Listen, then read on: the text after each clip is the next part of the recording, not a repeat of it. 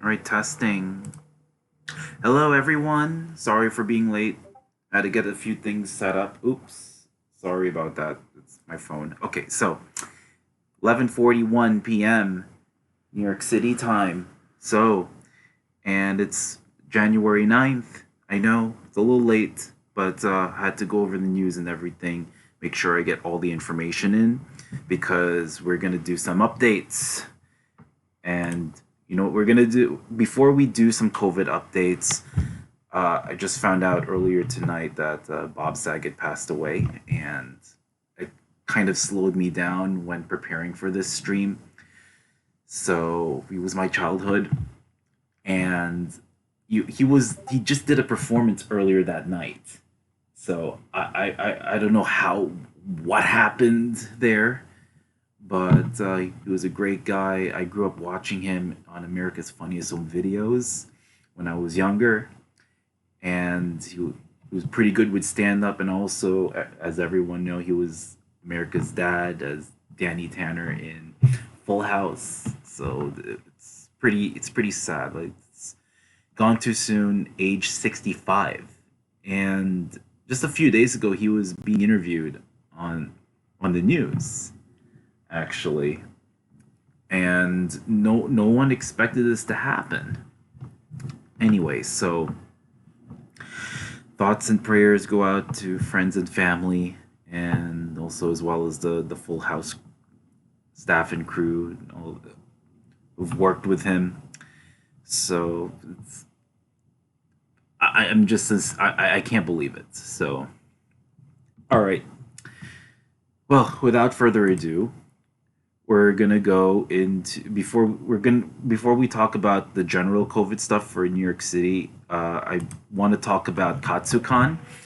That is my next event. I'm just looking at I have my little marker board here. That's my next con, KatsuCon. It's a really nice con. I've been there since 2017, and obviously it was canceled in 2021 last year due to COVID. This was actually the last major con before the lockdowns occurred in 2020. I didn't realize that COVID was spreading in February 2020 at the time because we always thinking, oh, it was on the West Coast, but New York was actually getting COVID cases, but we're just not detecting them, and it's coming from Europe, but that's beside the point. So again, this was my last major con in 2020 before COVID began. So important takeaways: Katsucon will not be canceled for the time being. That's as of today. It's still going to go forward. And I have a few friends who went to Magfest. So this occurred on the weekend of, I believe it's January 7th through 9th. So it's Friday, Saturday, and Sunday. So it's during this weekend. So it has ended now. Okay. And MagFest stands for Music and Gaming Festival. And it's held in the same exact venue as Katsucon will be held. And that's the Gaylord. I don't know why they call it Gaylord, but it's called Gaylord National Harbor. It's a hotel and convention center. If you were to book a hotel, it's really expensive, but it's really, really nice. I'll show you a little bit of the pictures. Hey, Josh! Anyway, by the way, please follow Josh or subscribe to him on Twitch. He's amazing. He has debuted today, and also I want to apologize to you, Josh. I was being a little. Yeah, thank you for having me on the stream, and thank you for coming to the stream as well. I so I mean, let me hold off on the COVID stuff for now. When I was typing, there was like a little few hiccups, but it's okay because it's a process. Everything is a process. I made mistakes myself during the test streams. I actually did test streams live back in November. That's when I debuted. I debuted on Twitch in November, and I gotta tell you, it's tough. But I haven't used Twitch Studios. I I follow. A friend told me to use OBS Studios. It's a little bit advanced. I'm still trying to practice with that, but they're telling me OBS Studios. I'm able to be more flexible. Another friend of mine who's a mod actually. I'll talk about a little bit. So she recommended me to do OBS Studios because she knows about it more. So it takes a lot of practice. There is another thing called Streamlabs. Some people use that. One of my other mods, DJ Nicky Zem, which I always end the stream with that quote to stay healthy and safe. So he does Streamlabs. The great thing with Streamlabs is everything is pre-put. Actually, I made that word up. So anything with the widgets. So if you have notifications when you watch Twitch, for example, when you have all these text or whatnot, it's already put in there. So, and there's some stuff where there where you were doing a tier list, I could not see how you're doing the tiers. All I saw was one screen on one side, and I saw a picture of it, which is great. I love it. It's just I like to see a little bit here, but with the just a little bit about how I did this overlay here. You see here with the arrow and all that stuff with the those circles and all that. I made it myself.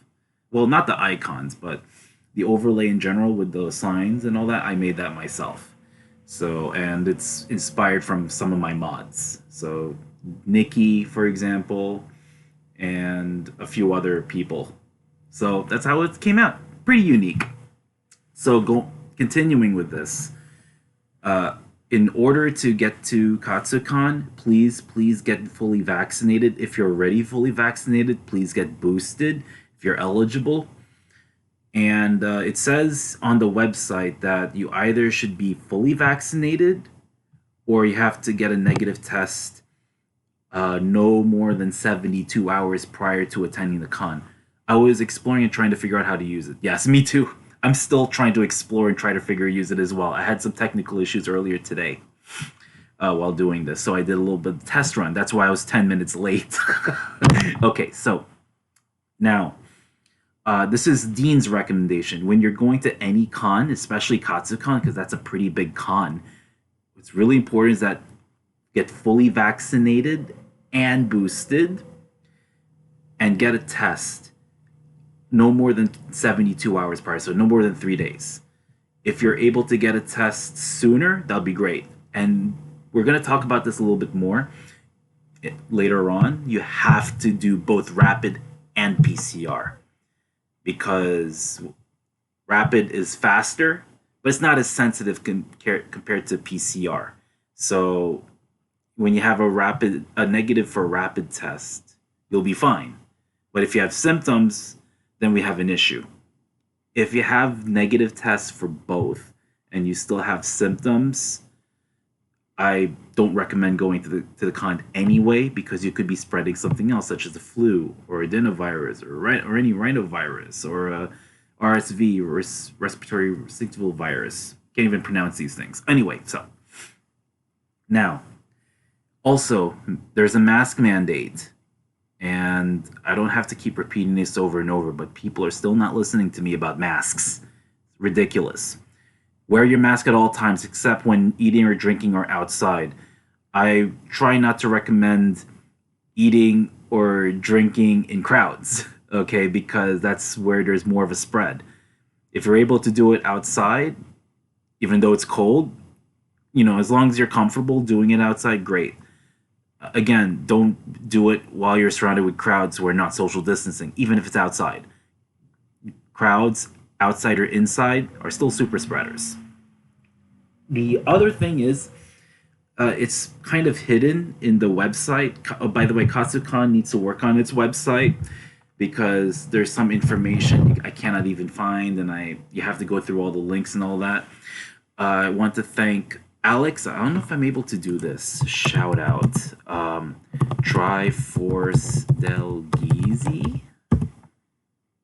I don't know if it works, if I'm able to do a shout out, but that's Alex. He's also one of my mods. So he DM'd me on Instagram that cosplay photo shoots will be given in 15-minute slots. Usually on a regular On a regular cosplay photo shoot, it's about 1 hour, and 1 hour actually passes by very fast. So with 15 minutes, you got to move really quickly. But that's not it. That's not just all. Okay, these cosplay photo shoots, they're going to be held in four different places: Friday through Saturday, 11 a.m. to 8 p.m., and Sunday, 11 a.m. to 3 p.m. So there are four places, but the main places are gazebo, balcony right. There's a balcony somewhere in the middle, and a fountain that is going to be in front of a big fountain. And then there's a dance lounge as well. But I have to check out the dance lounge. But I do know gazebo, balcony right, and fountain. Those are the main ones. I've been to Katsucon since 2017, and it's an amazing experience. The thing is, I don't even remember the entire layout of it. I just remember the pictures, especially the gazebo, and that there's a little village. I'll show you a picture later on. There's a little village right inside the hotel, and there's a glass ceiling and a glass wall. It's amazing. So, also, this one is in National Harbor, Maryland, or Oxon Hill, Maryland. So this is a DC suburb. So you can take a DC public transit to get there. So I'm going to take an Amtrak to Union Station. Well, I just came in to say thank you. I have to go to sleep. I work tomorrow. I'll be on Wednesday. Oh, great. So have a good night. Hope you stay healthy and safe, as DJ Nikki Zem says. So if you want to come back to this video, you can come to my Twitch account. I'm going to see if I can upload this on YouTube as well. So because we got some important information. So thank you for coming, Josh. Have a good night. All right, we'll see each other soon. Okay. Hey, did you think of that? I was talking about you. Josh was just here, but he had to go to sleep. So I just started this. Yes, you didn't miss much. Okay, I was just talking about Katsucon, that there are updates.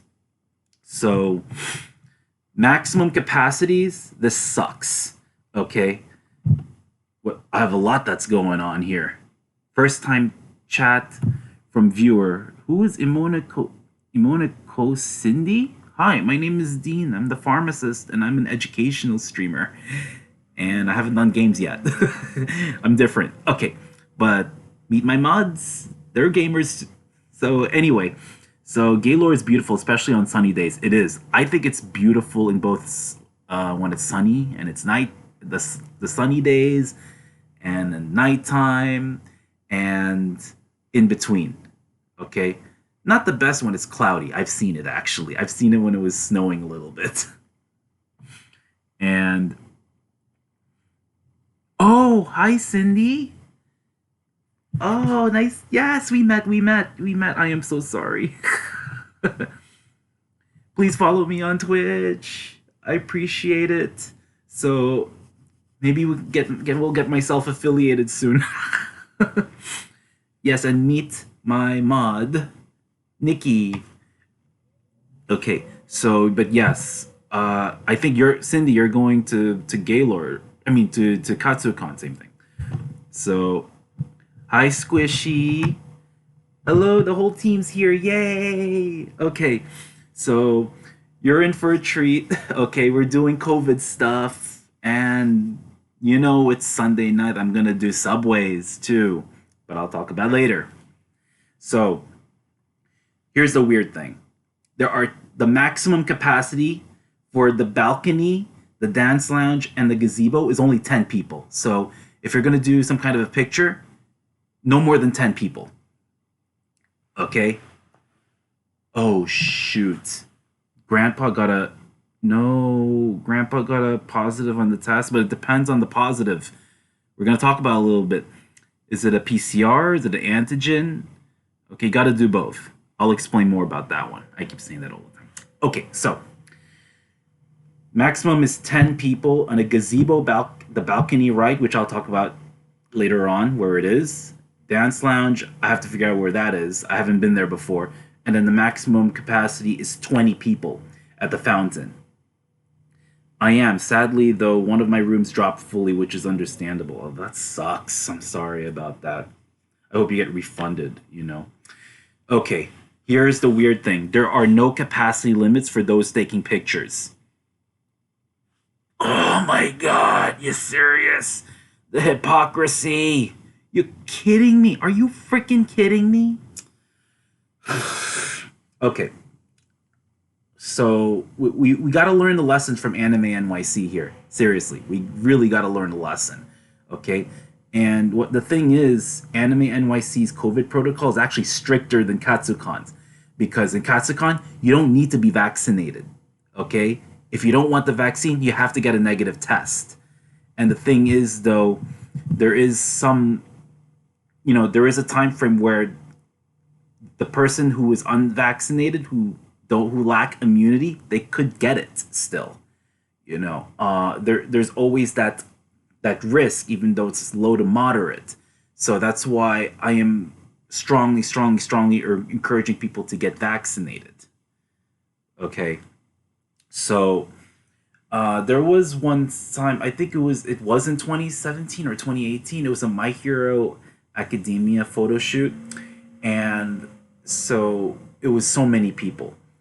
I think there were probably maybe about about 100. It looks like 100, but it was in the hallway, and we all had to take pictures. And it's very hard to put all 100 people, plus 100 plus people, in the frame. So we had to do it in sections. Okay, so this is it's gonna be a big drop from that many people, big crowd of people to 10. So, and you only have 15 minutes for a photo shoot, so you got to make it quick. And so, if you want to get your own photos, you got to make it quick. You got to make it quick, and you can't just do everyone at once. You have to do 10 at a time. How are you gonna do in 15 minutes? Beyond me. I haven't been to a photo shoot that's 15 minutes long. Okay, this is way too short. It feels 15 minutes is a snap of the fingers. And then also there are open slots for small group or individual shoots, but it's only at the gazebo, which is really nice. I'll show you. Friday and Saturday, 1 p.m. to 2 p.m. and 5 p.m. to 6 p.m. A line will start 15 minutes prior, which I don't know, it seems a little bit confusing because main group shots are only 15 minutes. It sucks for a lot of bigger groups like Genshin, My Hero. Exactly. Don't forget, there's Jujutsu Kaisen and there is Demon Slayer. Okay, and I know it because I cosplay at least one character from these anime shows. So, whew. The other thing is, thank you for bringing up Cindy. I think now I just remembered something. How is anyone going to enforce this? Like, even though they said they're going to enforce it on the website, how is this? Are they gonna just simply kick people out just because they don't follow it? It's gonna be a mess, and then and Katsukon's gonna have a bad credibility issue. And as much as I love the con, they gotta do its best. I'm a little concerned about it. I feel bad for the staff who's going to have to exactly. That's exactly right, because and to be honest, I don't know if they really want to enforce it. To be honest, people are not gonna follow the rules here. It's not realistic. Okay, that's why with New York Comic Con, you have to be fully vaccinated. That was before Omicron came. You had to be fully vaccinated, and even better, boosted, so we don't have to deal with these kinds of capacity limits. And then even though you're still gonna have that risk. So wow. Okay, so here it is. So who I know, Cindy and Nikki, you've been to Katsucon, so you already know how it is. So let's see if you can see you can see my cursor. Very good. Okay, so this is one photo shoot location here, and I don't know why it's not here, but I think right over here there's another photo shoot location, and then obviously this is the gazebo. And the next one is yes, this is the one. Beautiful. This one. You know what? This picture does not do justice whatsoever. Okay, this is beautiful. Okay, when you're there, it's amazing. Even though I've been there since 2017, so there's the gazebo here. I feel as though you can actually put more than 10 people here. Okay, there is the one over here. I think this is where they're gonna have the right balcony photo shoot here, and then of course the fountains over there. This is a little mini village here, inside this really nice venue. So it never gets old on me.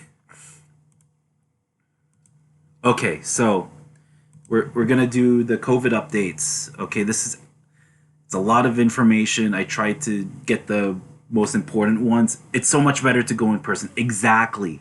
That's exactly what I'm trying to say. All right. First thing is you're gonna see a new transformer. So move over Optimus Prime. We have something called Delmicron or Deltacron. Don't believe the hype. Seriously. It's a co-infection of two COVID variants, but it's not a variant by itself. Just making that distinction. Deltacron or Delmicron is not a variant that where, Delta and Omicron did some kind of a fusion ritual, as you would with Vegeta and Goku. They don't just, have one virus here, another one, and go. No, that's not it. You can be co-infected. You can be infected by more than one virus strains. Okay, we can treat it. Okay, very important. Okay, the protocols are still the same. Next one you're going to hear in the news, there is a new variant from France called the IHU variant, or if you want to go technical like Dr. Fauci and use the Pango lineages, B16402. This one has 46 mutations. Don't go crazy. Don't be scared, because this is not the majority of cases in the world. Okay, the majority of cases is, as you know, Omicron, and coming, a distant second, still Delta. All right, but as I've said in my past webinars or seminars or panels, or the posts that I posts that I put in Instagram, doesn't matter what kind of COVID variant is. Doesn't COVID is COVID. Okay, Omicron is another thing. That's like a super version of it. Okay, so you got to mask up, get fully vaccinated and boosted. You wash your hands if you're able to do it. Social distance. Reason why I say Omicron's a little bit more is that a regular cloth mask is probably not going to be enough. So it's important. So the closest would be double masking, but even better, wear a KN95, an N95. An N95, I suffocate with those. Or a KF94, and they have to fit nicely and they have to touch. You want to try to avoid having any openings whatsoever. Okay. Also, an update on pediatric hospitalizations. So this is for New York State. So those are people under age 18. I found out that it went from 70 per week on the beginning of December, so December 5th, to 571 on the week of January 1st. Yikes. Okay. And a lot of it is number one, not enough not enough kids getting vaccinated, but more importantly, those under the age of 5 are not eligible for the vaccines. And I wanted to follow up with, I think I got a comment from someone who told me that I did not bring up natural immunity. It was right. We had a lot of information, but natural immunity, I don't know why people put a lot of investment into natural immunity. I'm not saying it's a bad thing. Okay, natural immunity is good. It's just, the waters are very murky and it's not very clear. And I'll explain. So, in the South Africa study, which is not peer reviewed. So a lot of this stuff is preliminary. What I mean peer reviewed is that it has to be reviewed by other scientists as well to see if there's any limitations and if there's any issues with data or whatnot, and to make sure that the results that they get is actually legitimate and valid. So, but this is preliminary. So we already know Omicron escapes natural immunity developed by other variants as well as those who were fully vaccinated. So fully vaccinated with those 2 doses of Moderna or Pfizer, or just the 1 dose of Johnson Johnson, it's not enough to fight against Omicron, especially if you are 6 months out from your last dose of Pfizer or Moderna, your second dose, or if you're more than 2 months out from your Johnson and Johnson dose. All right, those who developed immunity, so in this case, natural immunity to Omicron, may also have immunity against previous variants such as Delta. So there was one video I saw who went in depth with the study, and they were saying that it's kind of a transition towards having COVID as an endemic, like the flu. Influenza is an endemic. So, but in this case, we only get a shot once a year. The thing is, the immunity for the flu does not last 1 year. So we do it right around maybe roughly a few weeks prior to the peak of flu season, and only lasts about maybe 6 months or so. But I don't have the full data for that yet. But the thing is also the flu lasts well into spring and maybe early summer too, but it's really peaks at the winter time, as you already know. All right, so sometimes we get outbreaks of flu here and there, but not too crazy. Unlike COVID, we're trying to get used to it. We're still learning more about it, and don't forget, flu is still dangerous as well, and flu also mutates, but it has its own system of its mutation. So it'll have H1N1, H5N1, etc. So that's how they do their nomenclature, their names of it. So what's really unclear is how we can measure immunity. So the antibody test we have is either yes or no. Okay, yes is not a good enough of an answer because we need to know how much of a level, because you can have a little bit of level and say yes, but it may not be enough to fight against Omicron or other viruses, which could lead to breakthroughs. So we need to know how much we can measure immunity. So that person who left a comment, I actually replied to him, and I gave him an example where I got a hepatitis B vaccine. It's a 2-dose series last year, and then I think about a month after my second dose, I had to get a titer to make sure that I've developed an adequate immunity against hepatitis B, and that's what I did. If once if there's a test that's able to detect the measurement of neutralizing antibodies, that's the ones we're looking for. That would be amazing, because that would actually help with those who have natural immunity. I'm thinking that with people who develop natural immunity, that could be considered as like a first dose of against COVID, like the first dose of the vaccine.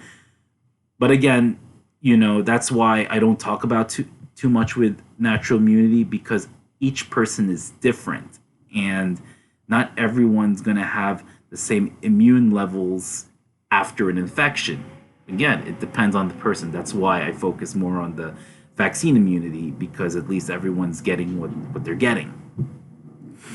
So a blood test to measure immunity is important not only to find out if a person can fight against COVID, but also to determine how much is waned, and it measures level whether or not maybe the person should get vaccinated again or requires another booster. So there's actually a little bit of an update for the booster as well.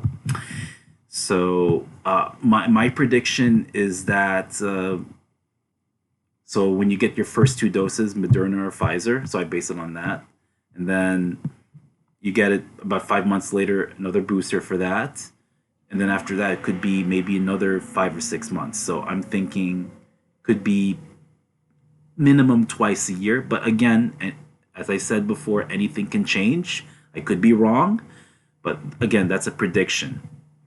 All right, and over time, the companies are going to update their vaccine formulations. I heard, of course, Pfizer and Moderna working on a vaccine formulation to fight against Omicron.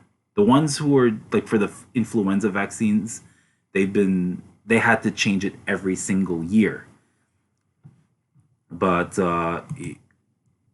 in the past, they weren't doing for some reason. They didn't.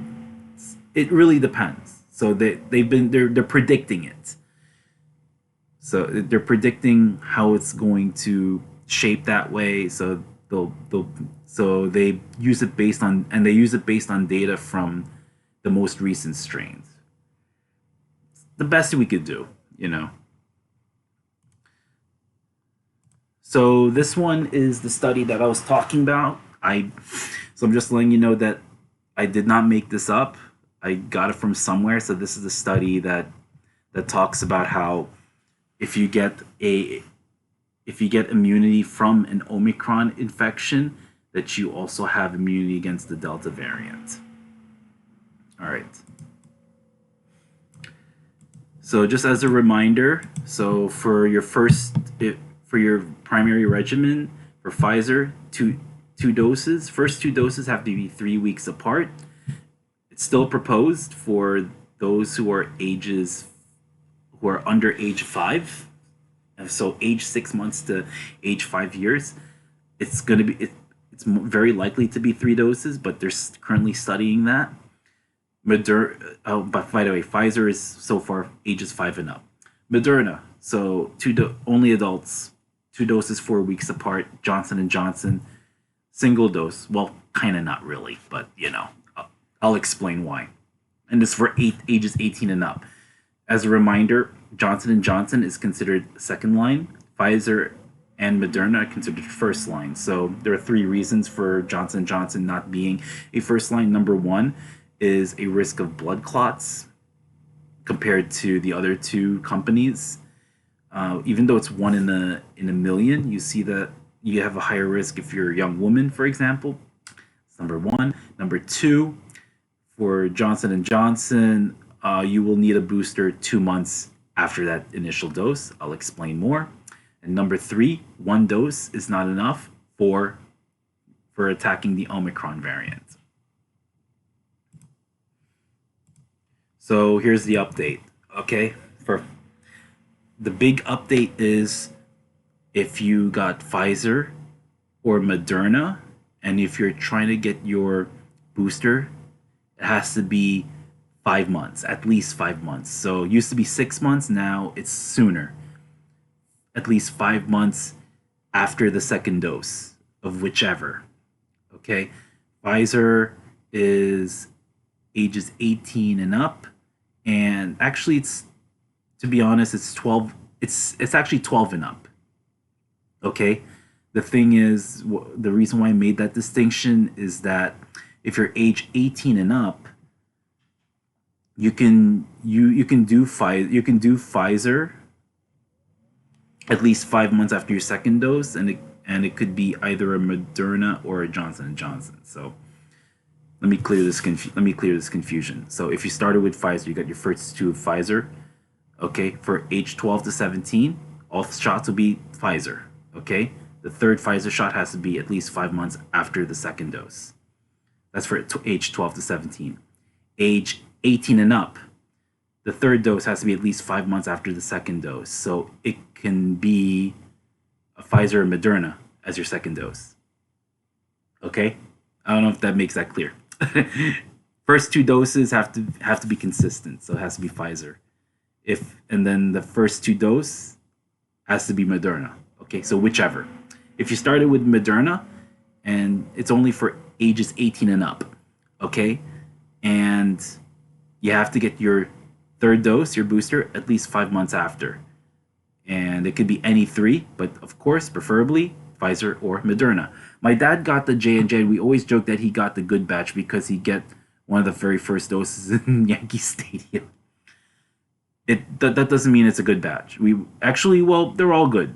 Okay, there's no, unless of course if someone prepared it the wrong way, who knows?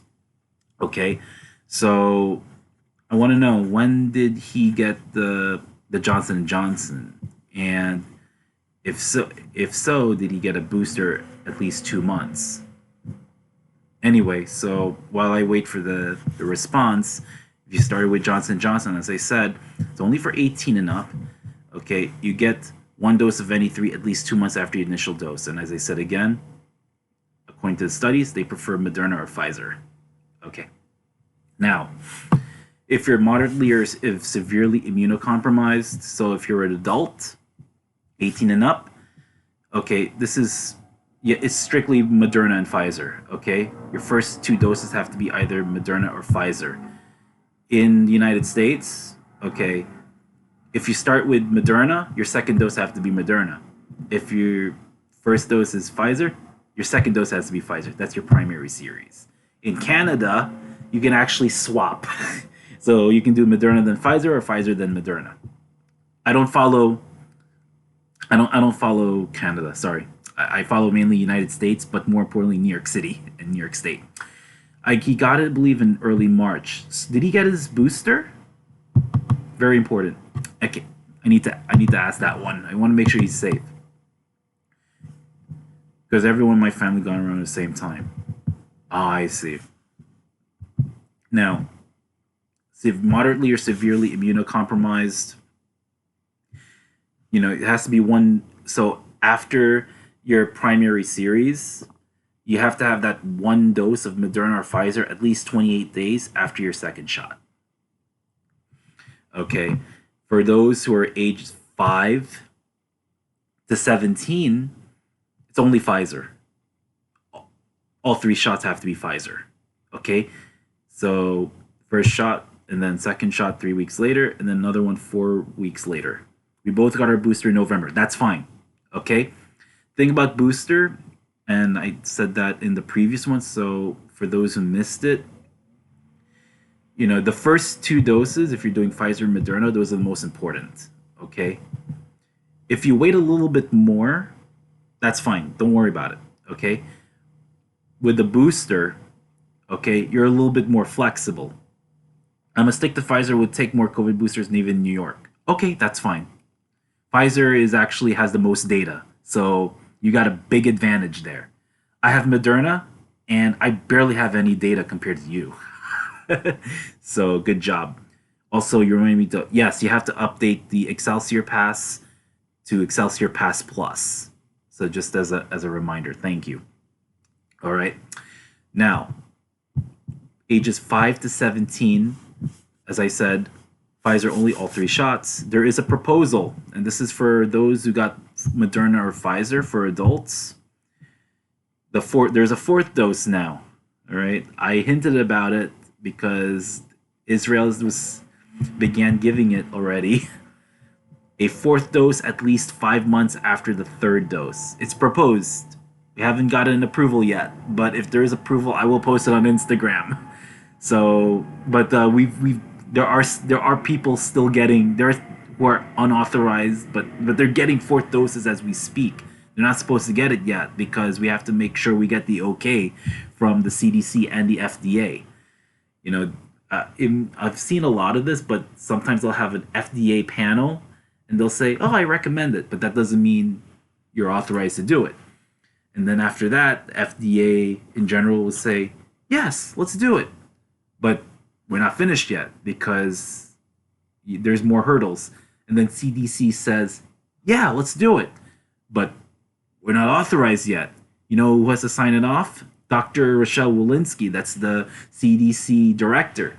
Once you have all these things in tandem, there's a panel approval, FDA panel approval, FDA approval, CDC approval, CDC director signs it, you're good. I know. It's kind of, it is what it is. That's how it goes. I don't run this thing, so we'll see how it goes. Again, A lot of changes going on. All right. So next order of business. This is actually requested by one of my mods rather, by Kat. So we're actually going to go into testing. This is more of a summary. So there are three kinds of testing. There is a PCR. You'll hear it as molecular. PCR and molecular, they're interchangeable. There's an antigen. That's the one where you use a home test. That's the one where it takes about 15 minutes to get a result. And then there's serological, but we call it antibodies. That's interchangeable as well. So PCR detects RNA, the genetic material. Antigen detects proteins. Antibodies, as you already know, detects antibodies. Okay. And PCR antigen, you can get it through the nose. I got tested this morning. My antigen is negative. Rapid antigen test is negative. I'm still waiting for my PCR test. So I'm going to do that almost every week now because since I'm an essential worker and I work in a pharmacy, you don't know what kind of people you're dealing with, and you don't know about their vaccination status. So it's nasal or throat swab for both of them. Throat swab is it's so uncomfortable. You're gonna, I probably gonna gag if someone does it on me. So we do it on the nose, simply because COVID is a respiratory disease. Obviously, everyone should know that by now. Okay, I tell people to go in like really deep, like really deep. Get it for both PCR and antigen. Okay, so the thing is though, antigen and PCR, those are the more common ones. Okay, so they detect current or recent infection. Antibodies does past infection. So one thing to add is that when you have symptoms, very likely antigen PCR get tested positive. If you don't have symptoms, it's up in the air. Why? Because you can have no symptoms and the antigen test can still be positive. That's why it's important to have a PCR test. And yes, it can happen. You could be tested positive. And I'll go over the isolation and the quarantines and all that. Serological or antibody. So you may have like one of those testing apparatus and you'll see a control and then you'll see an IgM and an IgG. If you have an IgM, that means you still have an active infection. All right, even if you have a little bit of IgM, there's still some active infection. If there's IgG, that means you developed immunity for it. The thing is, it's only a yes, kind of like a yes or no, but it does not measure how much neutralizing antibodies you have. It doesn't tell you, oh, you're immune, you're fine, because again, everyone's different. So now, let's continue on. Okay, PCR is the gold standard. It's the most sensitive. It's very accurate. It gets that viral DNA, viral RNA. Nope. COVID is RNA, ribonucleic acid, not DNA. Okay, if you learn your basic biology, you know those base pairs. So in DNA, it has ATGC. For RNA, it's AUGC. So those are the base pairs. So different combinations, and you get your RNA. And it takes about a few days. PCR takes about a few days. Antigen speed, it's very fast. It's the longest I've seen is 2 hours, but most of them is I've seen 15 to 30 minutes. Okay, it's very affordable. You can do it at home, and I hope you do it right. Okay, and as for antibodies, you also have it measures it not doesn't measure. It tells you if you're immune or not, but it doesn't tell you how much. You can have a little bit of immunity and it will say it's positive, but it may like how much is it? May not be enough to fight the virus. Okay. So, and the other thing with antigen is that it could be less sensitive to Omicron. Again, that's why I said you have to do a PCR. Very important. So, limitations PCR, there's current infection only. So, if you have symptoms, you get positive. If you have no symptoms, it could go either way. And if you have an exposure, I don't recommend getting tested right away because you could get a false negative. Why? Because you may have a little bit and it's not going to be enough to detect it. That's why you hear people say take the PCR and antigen about 3 to 5 days after. Once you develop the symptoms, might as well get tested anyway. You're probably going to be positive anyway. So, okay. Also, antibody tests, you could have a false positive. All right. So they'll say, "Oh, you got infected," but the thing is, you even if you cleared the virus, again, it does not detect the virus. It just detects past infection.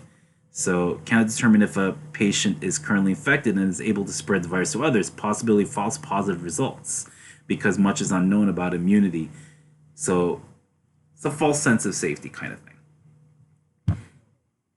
And I'm actually gonna, at the request of Kat, I'm gonna talk a little bit more about antigen as well. So, all right. So here it is. This is just one example here. So you're going to see a C, that means a control. That's to make sure that the test is actually working. And then you'll see T, that means test. So your goal is to get this one. This is what you want. All right. Now, if you're positive, you're going to see both lines. Even if you see a little fainty line, a little bit of a line over, oh, wait, sorry, a little fainty of a line over here where it says the T. Even if it's very little, you're able to, and you can't see it very clearly. That's considered a positive. So you have to do a confirmatory PCR. If you see nothing, you're good, but still do a PCR. The other two are invalid. Why? Because you have to have these lines show up. That means the test is working. All right. So the other thing is, like, actually I forgot to put a chart. Maybe I'll do it on the next stream, but it shows that right out from exposure to getting the certain amount of viral levels, it takes time. That's why you can't get tested right away because you could get a false negative. But for me, I'm testing almost every weekend. So far, I've been getting tested every Sunday to that same place in Bed-Stuy.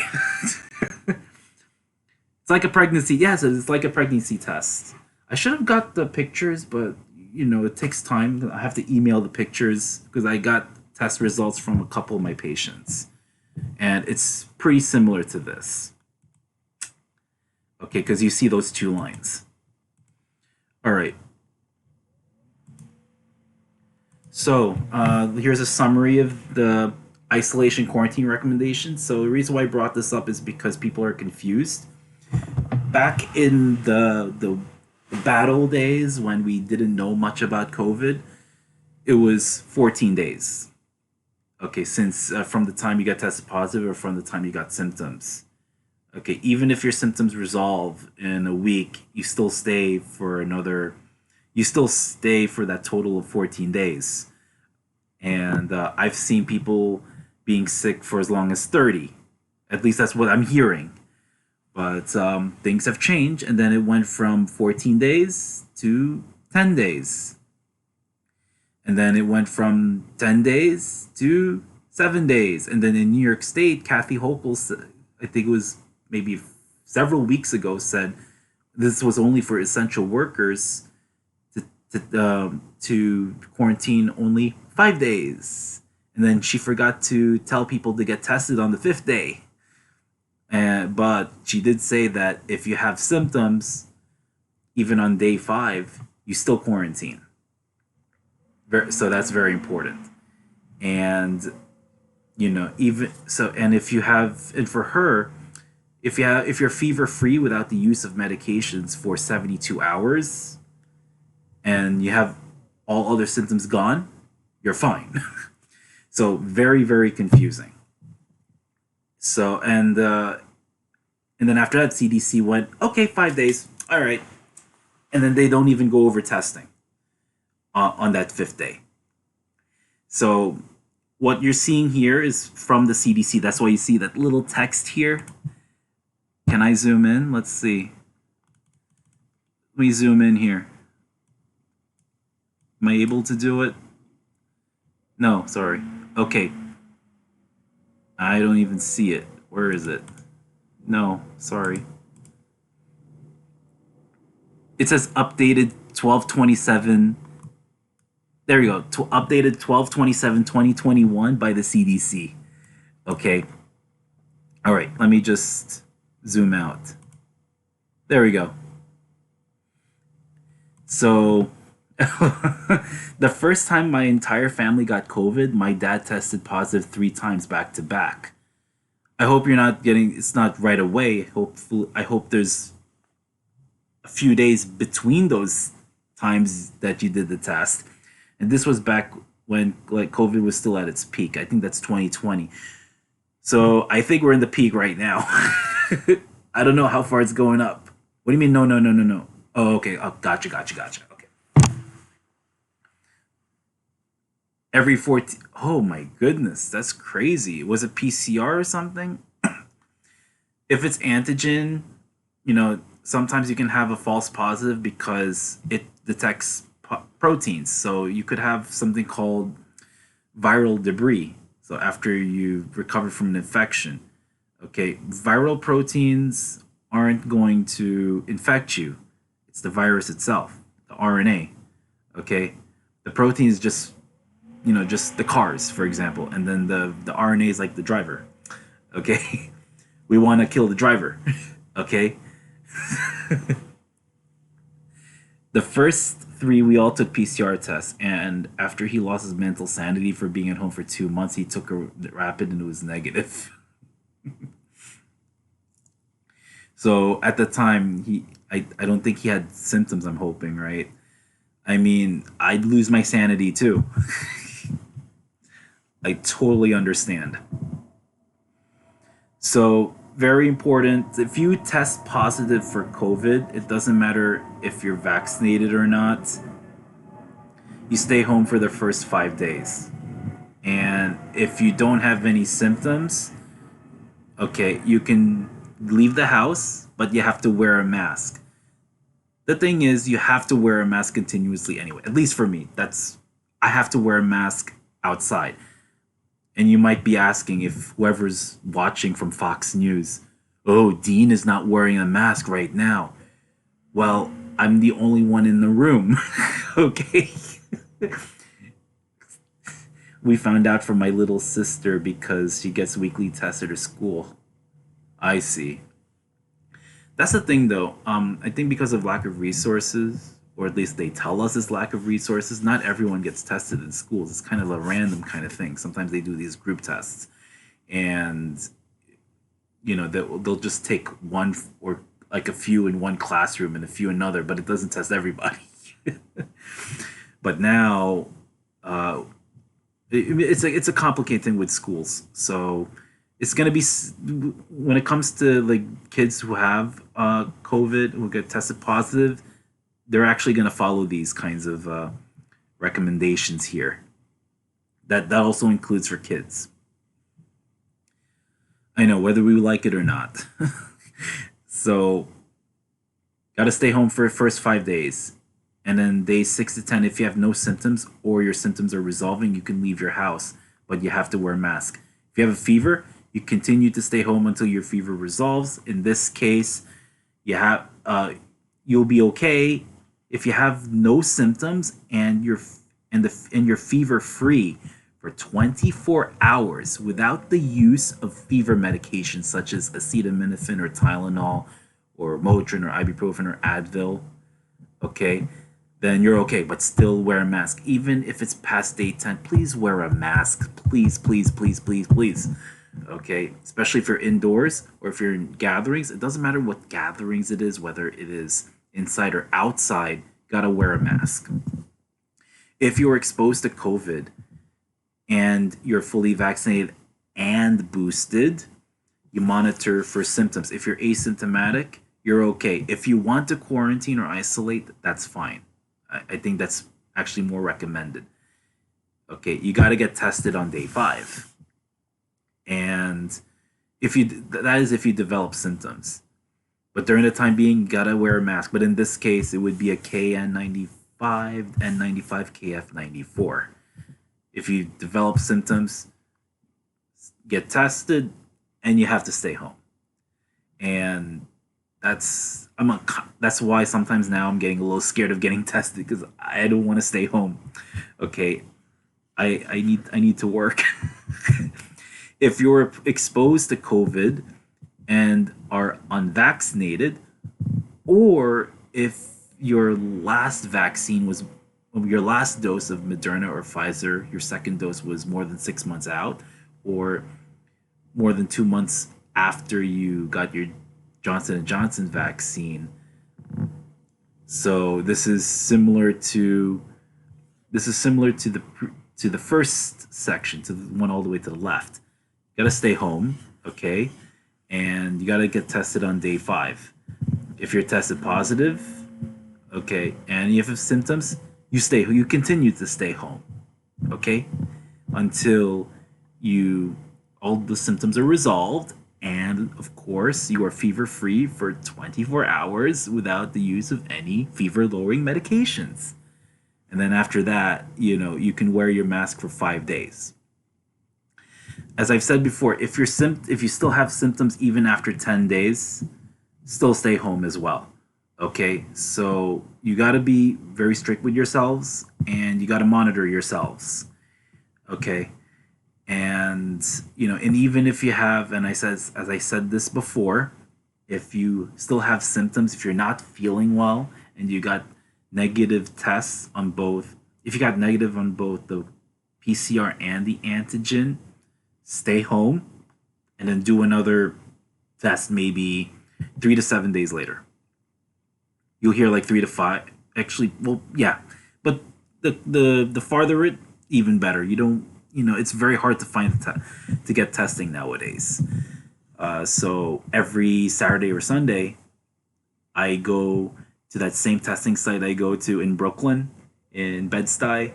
So in this case, I've been going mainly every Sundays, and I have to arrive there around 7:30 in the morning.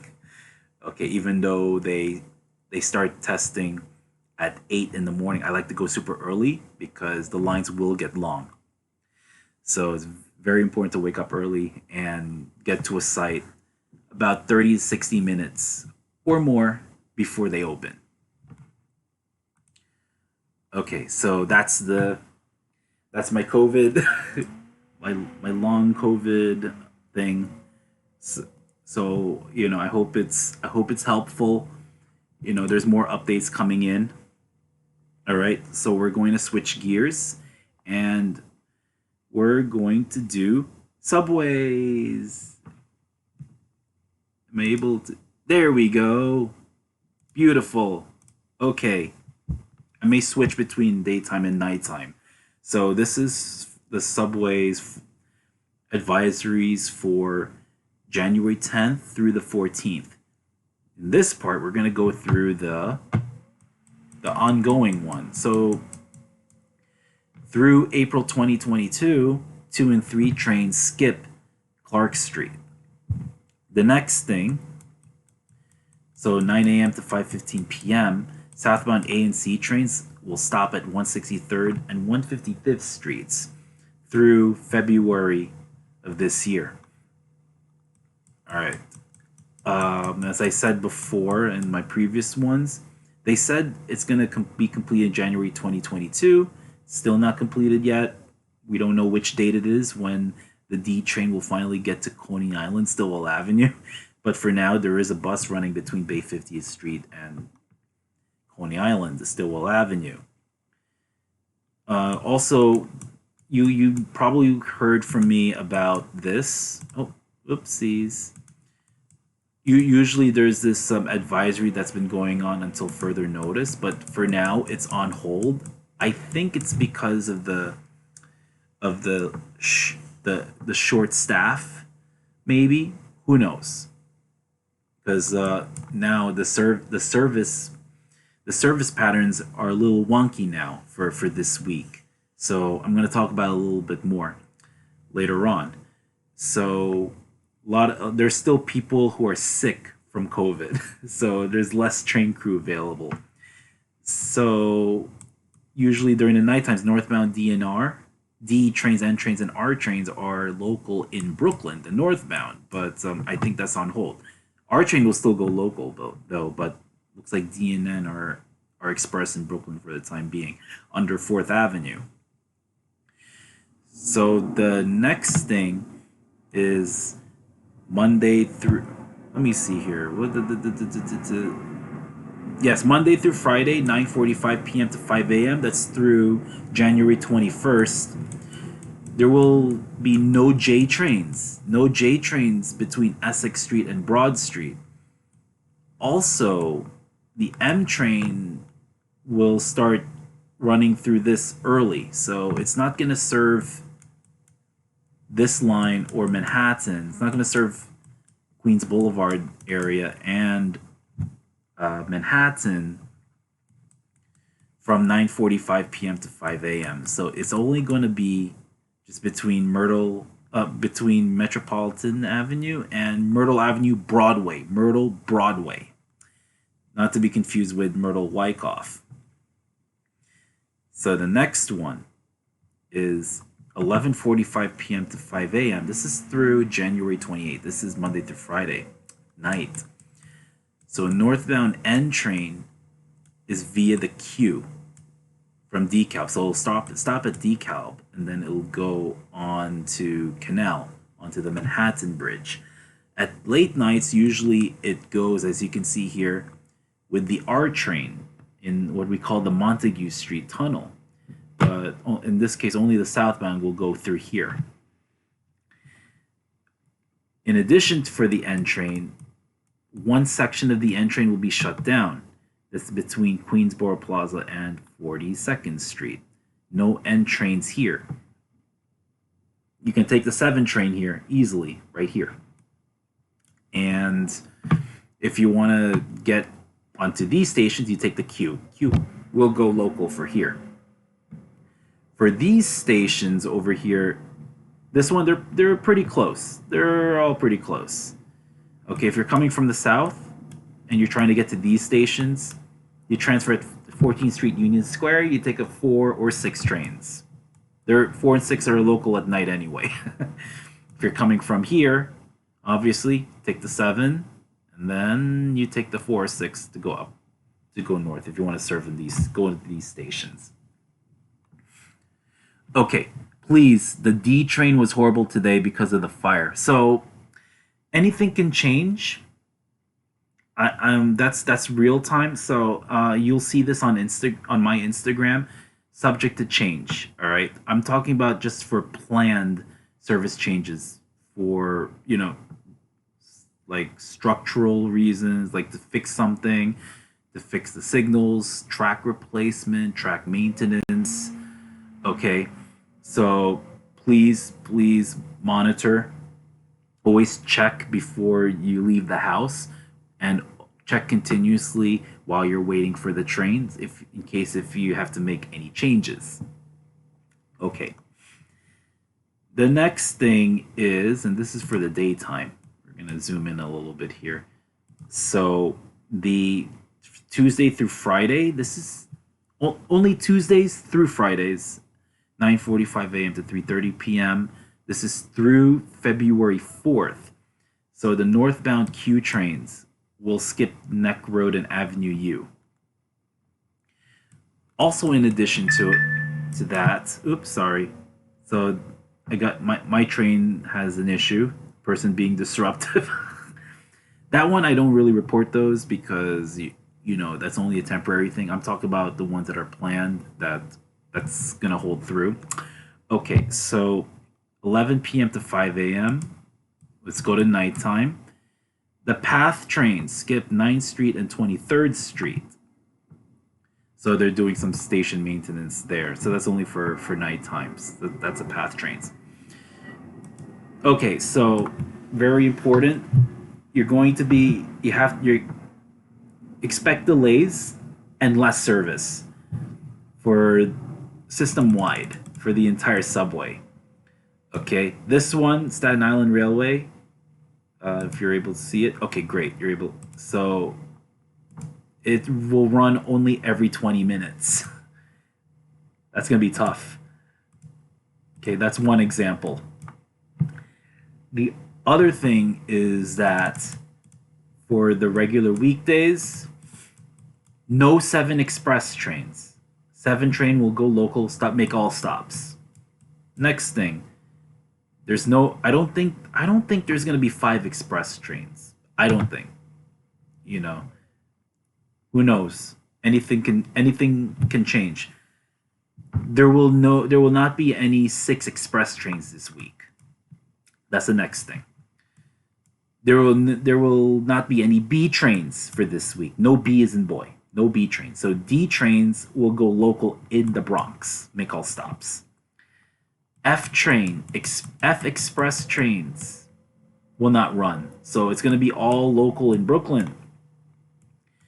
There will be no W trains and no Z trains for this week. Also, I just want to apologize. There on my previous stream on Friday night, this past Friday night, I had I had all these advisories for the weekend, and I think most of them got canceled at the last minute. I think it was canceled while I was going over the changes, so I had to update on Instagram on, I think, like midday during the Saturday, maybe I think 12 noon. I think on Saturday. It sucks. So that's why I say all the time, anything is subject to change. Always check mta.info. I do this because it's a stress reliever going over the subways, and to be honest with you, when I look at the information that the MTA provides, it's a clusterfuck. Excuse my French. Oh my goodness. Okay, and what I do is I take notes and I summarize it, and it's like easy to carry. So that's why I have it here. Look at this. Take my notes here. Okay, and don't worry, you'll see it on Instagram. Okay. The other thing is that, where is it? Oh, A trains will not run to Rockaway Park Beach 116th Street. So you would have to take the S train instead, the Rockaway Park shuttle. Then the next thing, oh yeah, you're welcome. Thank you for coming. I'm not finished yet. Almost there. The next thing is, as I said, D train is local in the Bronx.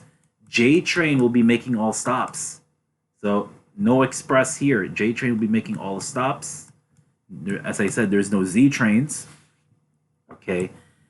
I already talked about Staten Island Railroad. There's no express service. So there's only local service, and it runs every 20 minutes.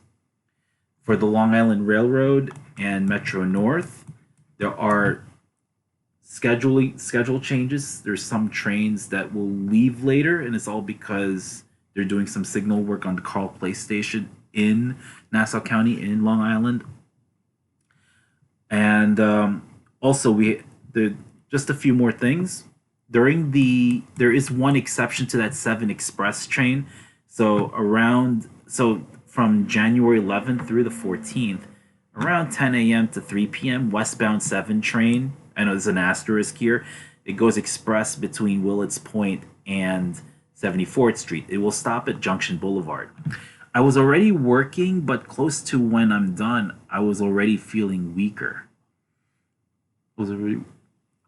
Oh my goodness. And my head couldn't let me speak properly from this feeling at all.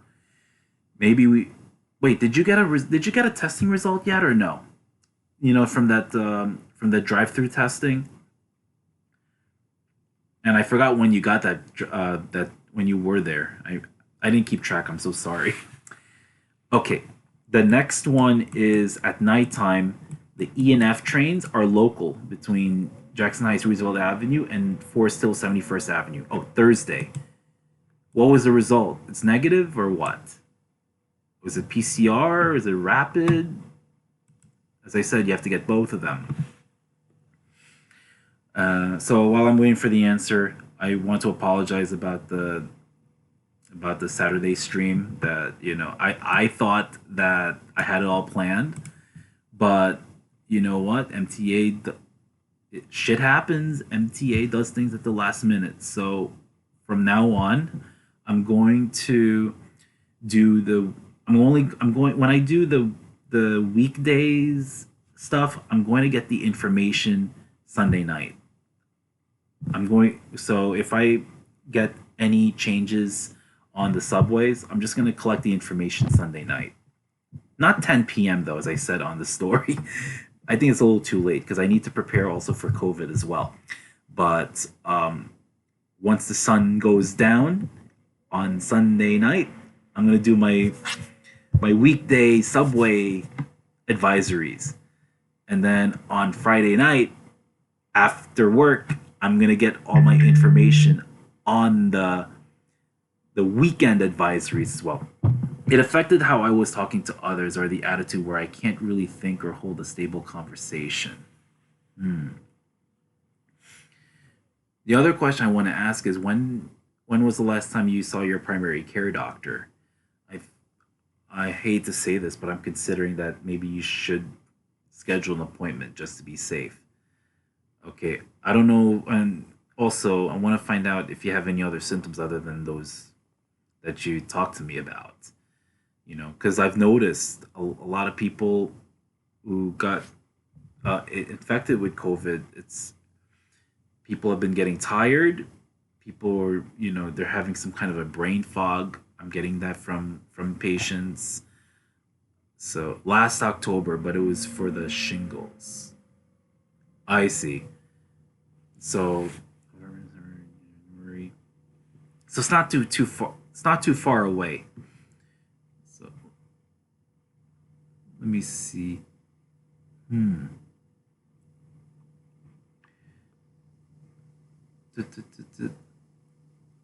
All right. I don't know if you got this question, but on that test that you got on Thursday, did you get the result yet? Was it negative or what? And was it PCR or is it antigen? Because that's really very important. Oh no! Damn! What is taking them so long?